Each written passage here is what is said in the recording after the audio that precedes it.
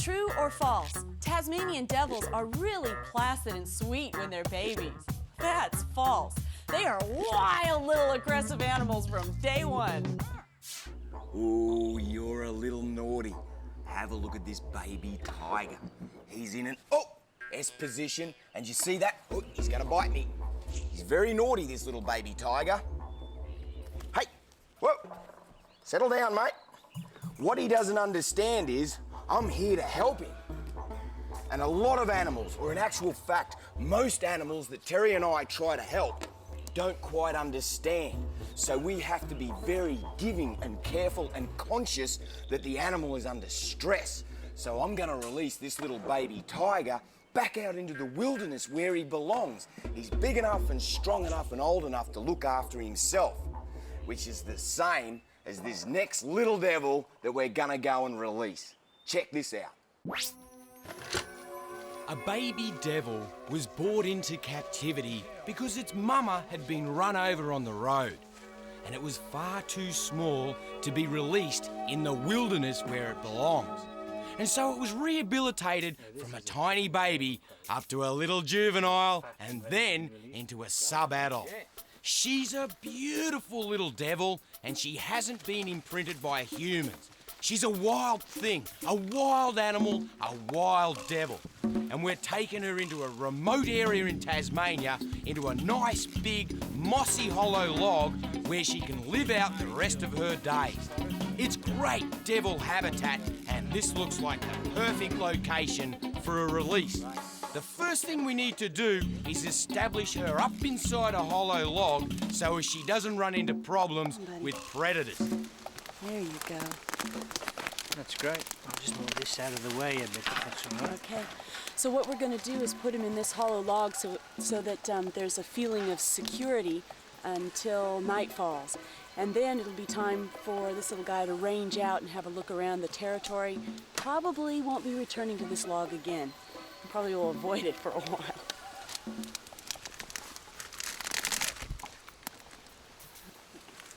As Terry puts it right back up inside the log, it turns to face us and shows a little bit of aggression.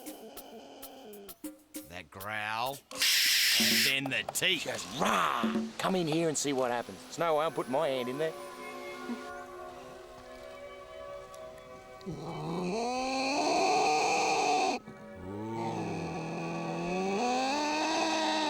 I'm just gonna put a bit of camouflage, a little bit of foliage over the entrance, so as nothing goes in there, she feels more comfortable and secure till nightfall. Devils are predominantly nocturnal. Wow, listen to that. She's certainly grumpy. That's the sound of a good, healthy devil. Good stuff.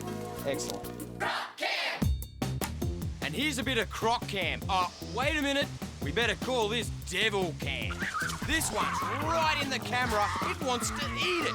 And pretty soon, it lunges up and whammo, grabs the camera. It's hanging off the camera.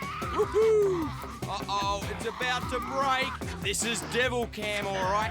Once the Tassie devil locks its teeth into something, it's really hard to get them off. Sometimes they just won't let go until something gives. And that is the front of the camera. It's pulling at it with all its might. There's no way. Oh no. Now it's got a piece of the camera. How are we going to get it back without getting our arms ripped off? I try and keep the devil's attention while Terry tries to scoop up the piece of camera with a stick. Woo. Yep. That was lucky. And here's one of the more precious Tasmanians. This is a wallaby, cleaning and preening itself in the beautiful sun right up in the mountains. They've got sharp little claws that groom their fur, and it's quite alert, nice big ears, having a feed on snowgrass.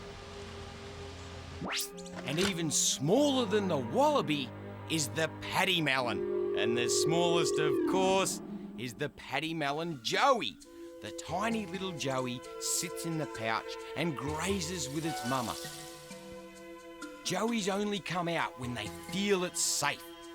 And this mama's cleaning up her little baby. Come on now, get out and have a run around. The kangaroos, wallabies and paddy melons of Tasmania are quite distinct in their friendliness towards people. Rarely, if ever, would you be able to get this close to a wallaby. Tasmania's one of the few locations, and they're right down here on the coastal fringe. Paddy melon joeys are typically born in late summer and early autumn. They spend the winter in the warmth of their mother's pouch, and with the coming of spring, they start to venture out on their own. Finally, the little joey feels confident enough to get out of the pouch and have a look around. Oh, it twangs all over the place.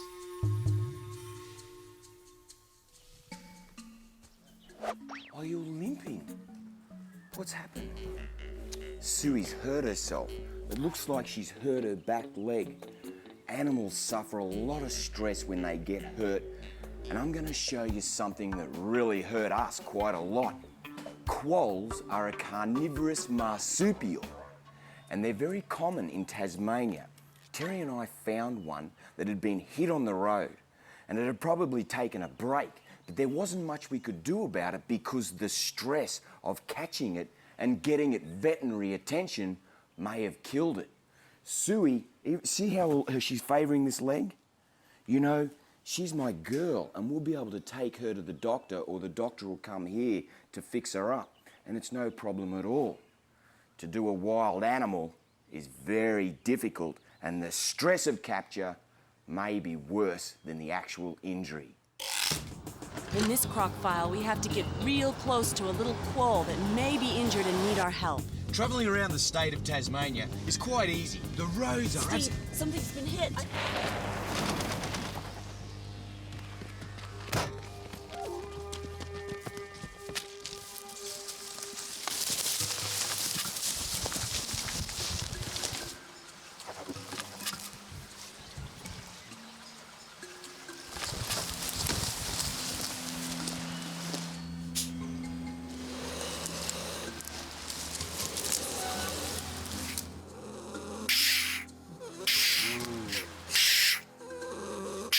He's really stressed out. I think he's all right. Definitely a quoll. Let's leave him alone.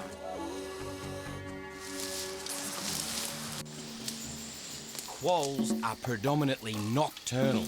They hunt for their food in the still of night. And those little white spots make them very hard to locate in our spotlight because it breaks up the shape of their body. These ones are hunting for insects. They'll eat virtually anything that moves. Anything they can overpower is edible when you're a quoll. Some people call them Australia's native cats. They're not a feline species. They're a dasyurid, a smaller dasyurid than the Tasmanian devil. And you can see those claws. They enable them to climb and scurry over any trees or rocks or foliage. No problem at all.